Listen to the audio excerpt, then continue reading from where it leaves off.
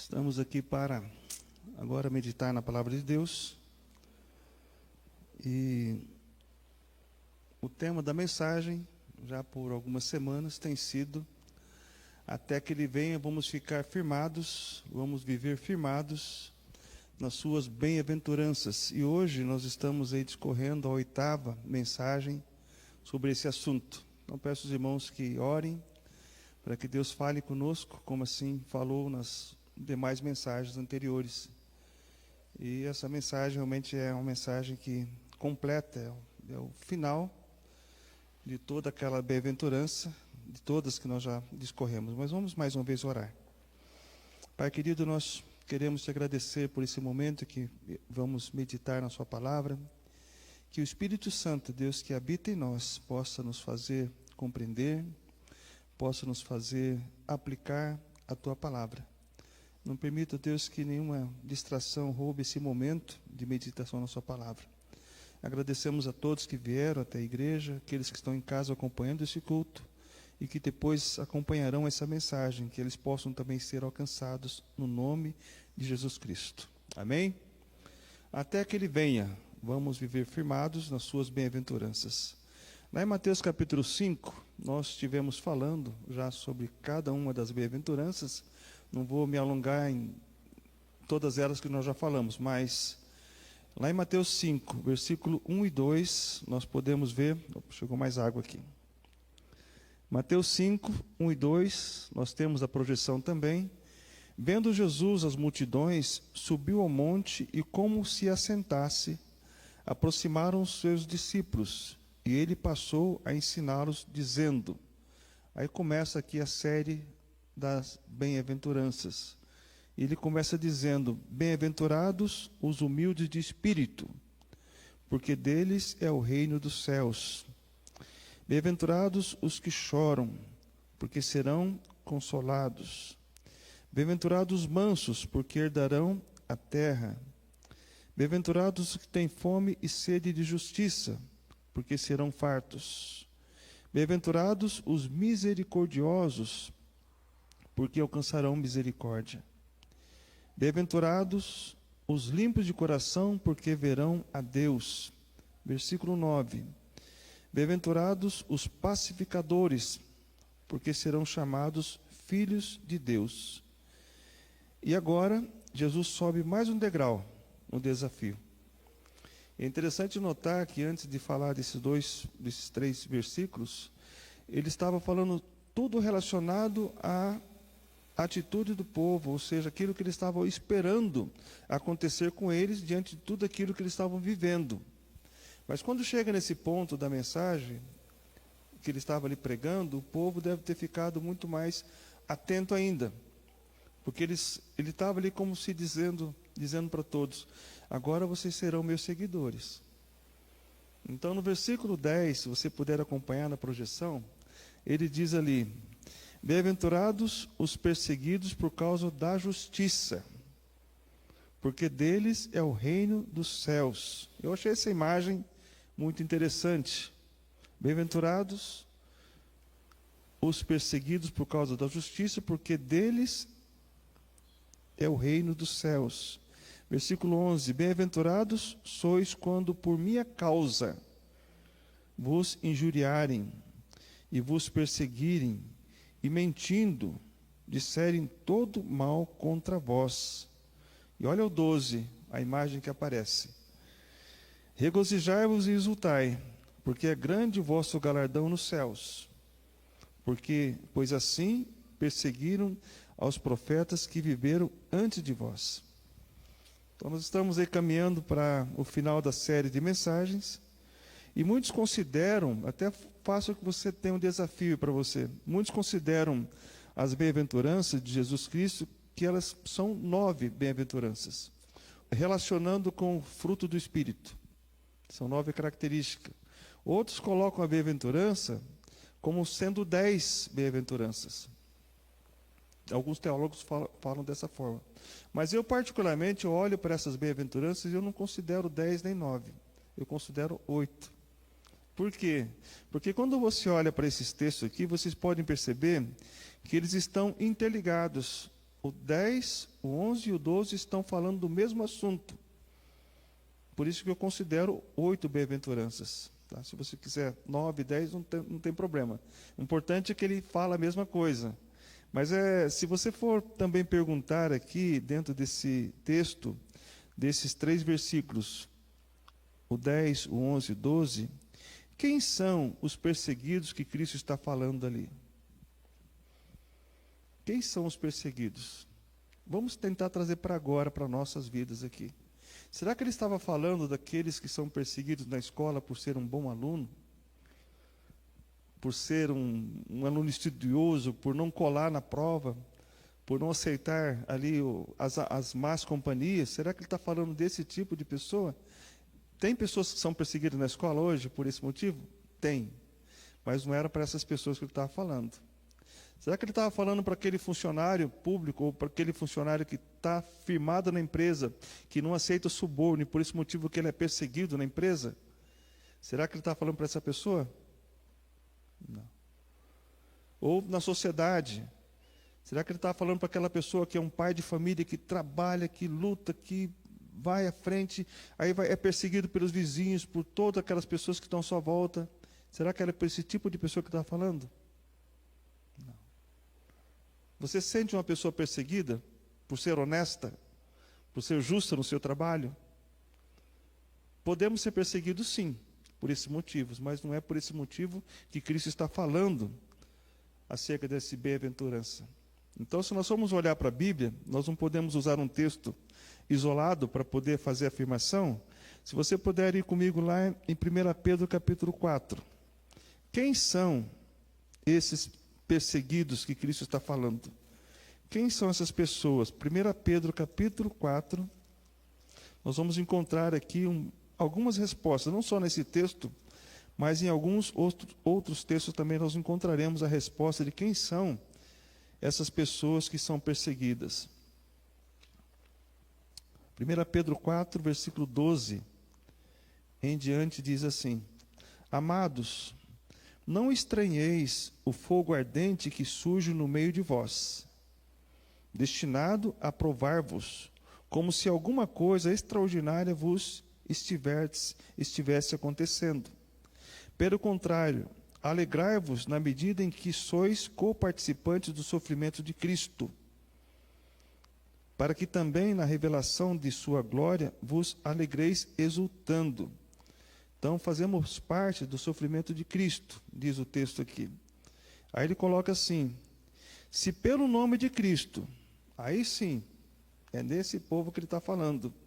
Se pelo nome de Cristo sois injuriados, bem-aventurados sois, porque sobre vós repousa o Espírito da glória de Deus.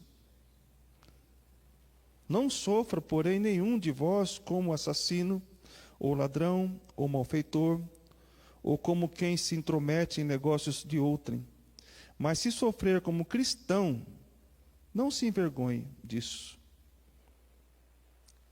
Antes, glorifique a Deus com esse nome, porque a ocasião de começar o juízo pela casa de Deus é chegada. Ora, se primeiro vem por nós, qual será o fim daqueles que não obedecem ao Evangelho de Deus?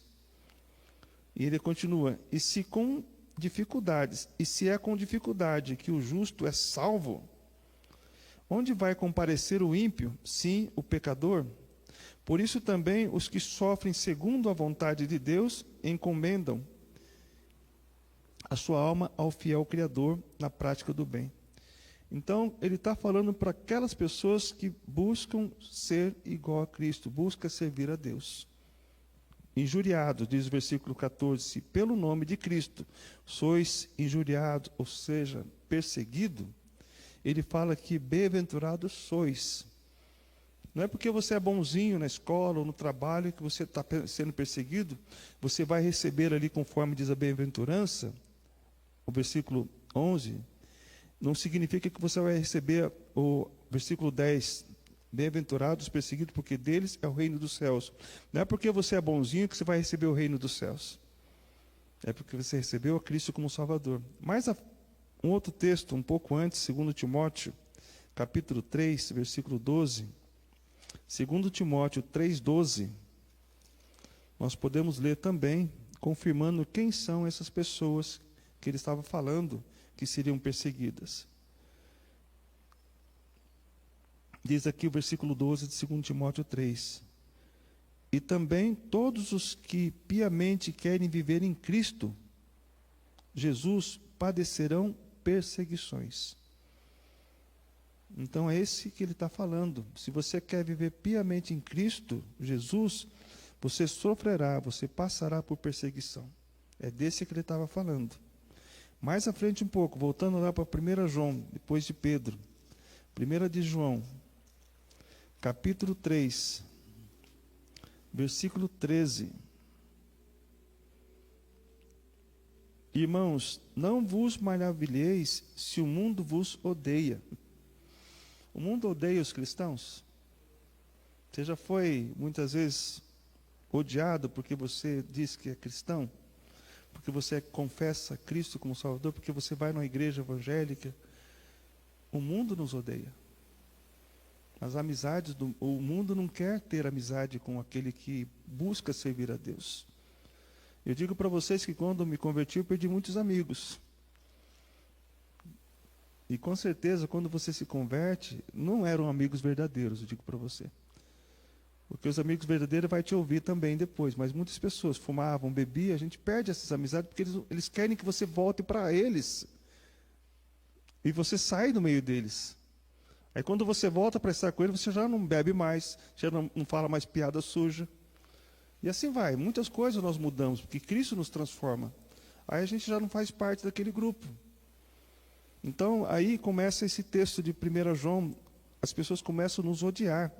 Olha só o que diz João, agora o Evangelho de João, voltando lá no Evangelho de João, capítulo 15. O próprio João falando agora no Evangelho, João capítulo 15, versículo 19. João 15, 19.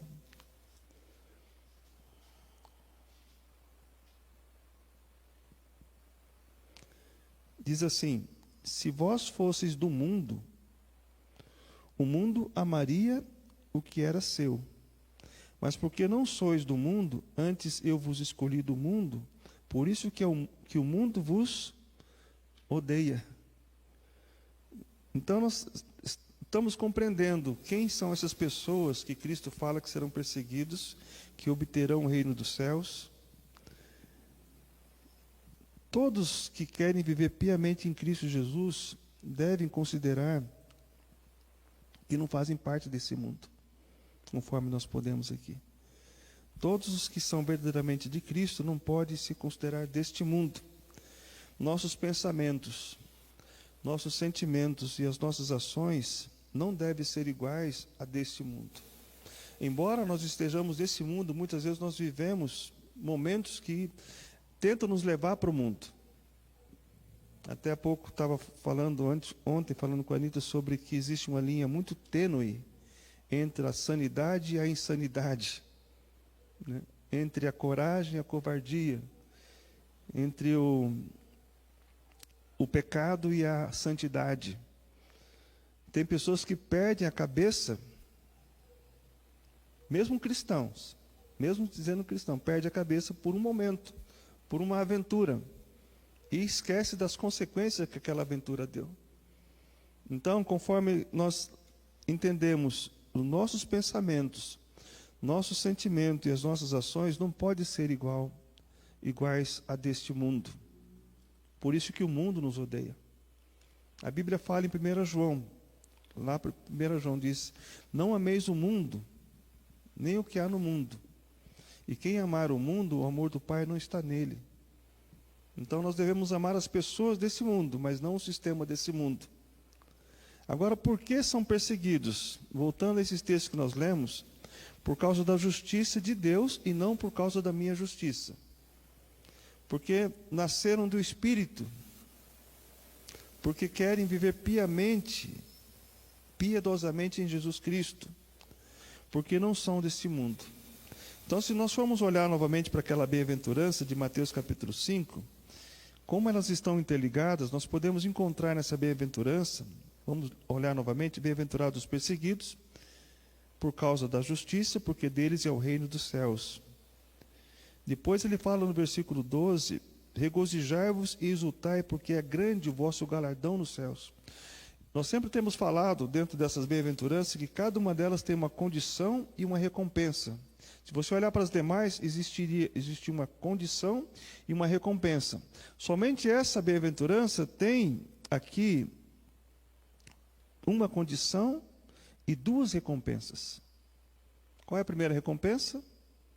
O reino dos céus. E a segunda recompensa? Um grande galardão. Então pense assim: ser perseguido por causa da justiça de Deus, nós teremos ali o reino dos céus e um grande galardão diante de Deus.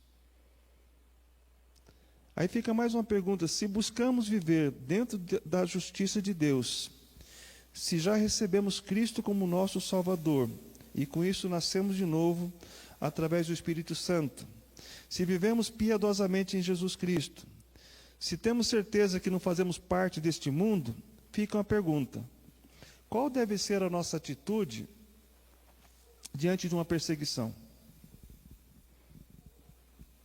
Orar? O que devemos fazer diante da perseguição? Em primeiro lugar, eu diria para vocês que o cristão jamais pode procurar ser perseguido. Porque eu gosto de perseguição porque Jesus falou: eu sou bem-aventurado, então vou procurar a perseguição. Nós jamais devemos procurar ser perseguidos. Pense assim. Olha o que diz Romanos capítulo 12. Que já que existe duas bem-aventuranças, dois resultados, ou dois benefícios, ou duas recompensas, eu devo procurar perseguição? Jamais. Romanos capítulo 12, nós lemos aqui que devemos buscar e promover a paz. Olha só o que diz Romanos 12, a partir do versículo 17. Romanos 12, a partir do versículo 17. Não torneis a ninguém mal por mal, esforçar-vos por fazer o bem perante todos os homens. Se possível, quando depender de vós, tende paz com todos os homens. E continua falando: não vos vingueis a vós mesmos, amados, mas dar lugar à ira, porque está escrito: a mim me pertence a vingança, eu é que retribuirei, diz o Senhor. Pelo contrário, se teu inimigo tiver fome, dá-lhe de comer. Se tiver sede, dá-lhe de beber. Porque fazendo isto, amontoarás brasas vivas sobre a sua cabeça. Não te deixe vencer do mal, mas vença o mal com o bem. Então, qual deve ser a nossa atitude diante da perseguição? Procurar promover a paz. Se for possível, tenha de paz com todos os homens, todas as pessoas que estão à nossa volta. E se a pessoa te perseguir, maltratar, faça o bem para aquela pessoa. Porque fazendo isso, diz o texto, amontoarás brasas vivas sobre a cabeça dela. Ela não vai compreender por que você está sendo bom, se ela está sendo má com você. A versão na linguagem de hoje diz que a pessoa vai ficar ardendo de remorso por ter feito mal para você. Mas você já não vai retribuir com o mal. Conforme diz o versículo 21, não te deixe vencer do mal, mas vence o mal com o bem. Não é olho por olho, conforme nós lemos na lei. Temos que fazer o bem, não importa quem. Isso que recomenda a palavra de Deus. Então, diante da perseguição por causa de Cristo, o nosso sentimento não deve ser de tristeza. Porque o texto fala: regozijai-vos. O que é regozijar? É o quê? Alegrar grandemente. Gente, eu estou sendo perseguido por causa de Cristo. Porque eu estou falando a verdade de Cristo. Agora, se você padecer, conforme Pedro fala, por malfeitor, por ter feito mal, não tem que falar nada. Você está pagando por aquilo. Agora, por Cristo, regozijai, alegrai-vos. Então, o que o texto está falando aqui? Porque é grande o vosso galardão. Pois assim perseguiram, aqui a imagem, digamos, do profeta Daniel ali, né, na cova dos leões, os leões olhando para ele. Foram perseguidos, mas não só os leões dentro da cova, mas os de fora queriam derrotar Daniel. Foi mais difícil lá de fora do que de dentro, mas Deus deu vitória para ele.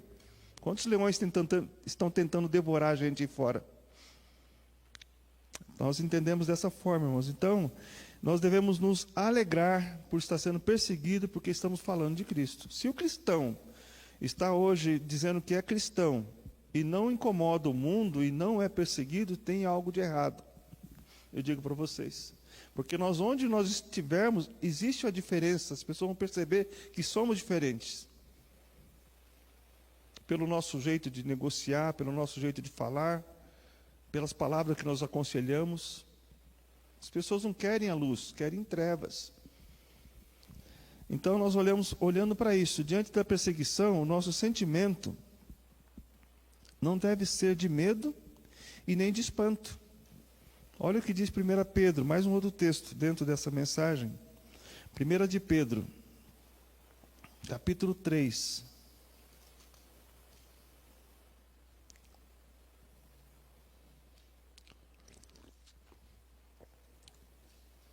Não devemos ter medo.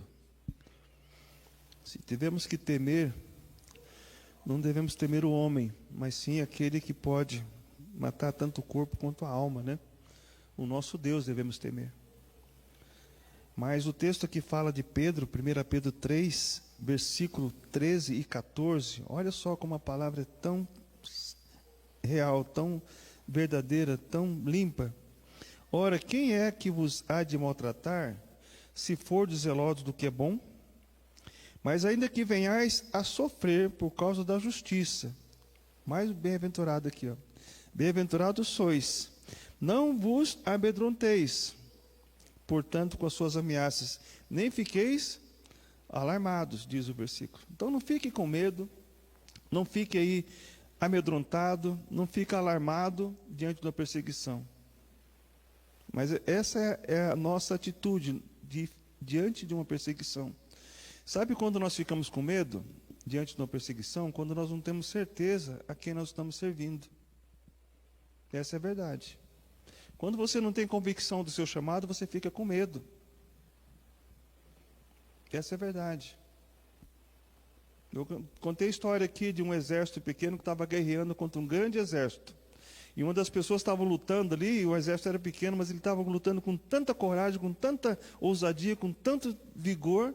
E perguntaram, mas por que você está lutando assim com tanta coragem, com tanta ousadia, tanto vigor, se nós somos menor? É que eu estou do lado certo e eu tenho certeza que nós vamos vencer.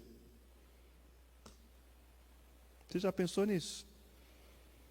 Alguém falou que com Deus é maioria. Amém? Somos pequenos, mas somos maioria quando nós estivermos com Deus, estamos com Deus. Por que a nação de Israel é a nação que ainda continua? E eram pequenos, diz lá em Deuteronômio, né? Prevaleceram, porque Deus escolheu. E quando Deus escolhe, não importa a barreira que venha diante de você. Nós temos a vitória em nome de Jesus, amém? Temos que crer nisso. Não é positivismo. É o que a Bíblia realmente coloca.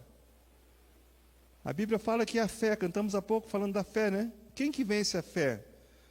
Quem que vence o mundo? A fé, a nossa fé. A nossa fé tem o poder de vencer o mundo. Então a vitória é nossa em nome de Jesus. Ele que nos dá a vitória sobre essas questões que existem no mundo.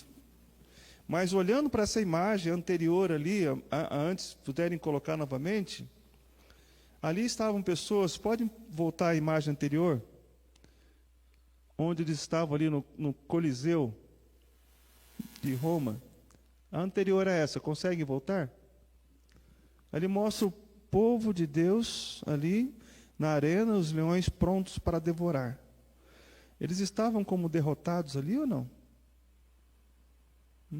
Eles estavam com fé, firme na fé? Eles cantavam enquanto eram devorados por leões. Então a fé muitas vezes não vai te levar a ter a vitória física ou a cura de uma enfermidade também. Crê nisso. A fé nos leva para ter a eternidade. Essa é a verdade da palavra de Deus. Porque se a fé só levasse para a cura física, só levasse para nos livrar de problemas, não teria sentido. Porque a galeria dos heróis da fé, lá de Hebreus capítulo 11, Se vocês forem comigo ali, Hebreus 11, diz que no versículo 6 que sem fé é impossível agradar a Deus. Aí começa a relatar ali, falando de Abel, falando de Enoque, falando de Abraão, falando dos patriarcas, falando de Jacó. Todos morreram ali na fé, sem ter obtido a promessa. Mas chega mais à frente um pouquinho, lá depois de Moisés, lá no versículo 30, nós lemos lá que pela fé ruíram as muralhas de Jericó, depois de rodeadas por 7 dias, versículo 30. Depois temos ali no versículo 31, pela fé Raabe, a meretriz, não foi destruída com os desobedientes, porque acolheu com paz aos espias. Depois fala lá de Gideão, de Baraque, de Sansão, de Jefité. Agora olha só, pela fé, diz o versículo 33, os quais por meio da fé subjugaram reinos, praticaram justiça, obtiveram promessas, fecharam a boca de leões, extinguiram a violência do fogo, escaparam ao fio da espada, da fraqueza tiraram força, fizeram-se poderosos em guerra, puseram em fuga exércitos de estrangeiro. Mulheres receberam pela ressurreição os mortos, alguns foram torturados, não aceitando o seu resgate, mas obtiveram superior ressurreição. Outros, por sua vez, passaram pela prova, escárnios e açoites, sim, até algemas e prisões. Foram apedrejados, provados, cerrados pelo meio, mortos ao fio da espada, andaram peregrinos, vestidos de pele de ovelhas e de cabras, necessitados, afligidos e maltratados. Ou seja, todos viveram aqui pela fé e morreram pela fé. Então a fé é que aciona, conforme temos falado, a graça de Deus. Então o que nós mais precisamos é da graça de Deus. Quando Paulo rogou a Cristo por 3 vezes que livrasse ele daquela enfermidade, Cristo respondeu, a minha graça te basta. Então o que nós mais precisamos é a graça de Cristo. É permanecer firme na fé. Então a nossa atitude não deve ser de medo. Diante da perseguição, a nossa postura cristã não deve ser alterada. Mais um outro texto de 1 Pedro, capítulo 3, para a nossa reflexão, indo para o final. 1 Pedro 3, versículo, agora mais um pouquinho, versículo 15 a 17.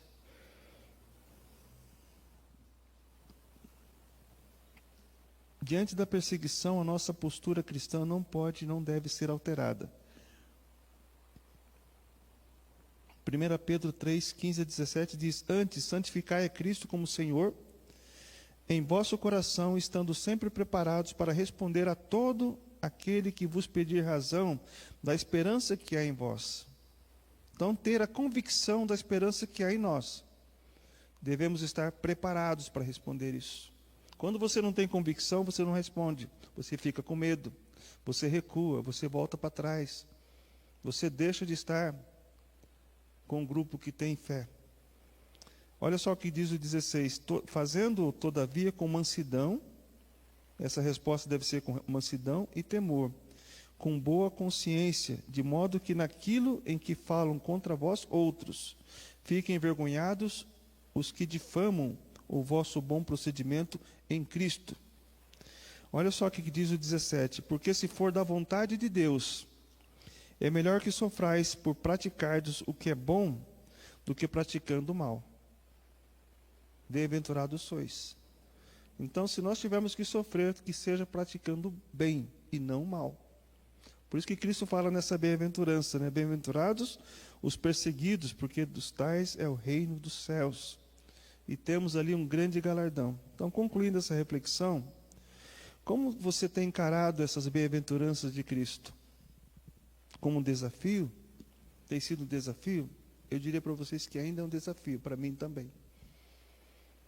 Porque às vezes a gente se pega errando em alguma delas, mas a gente vai viver buscando sempre.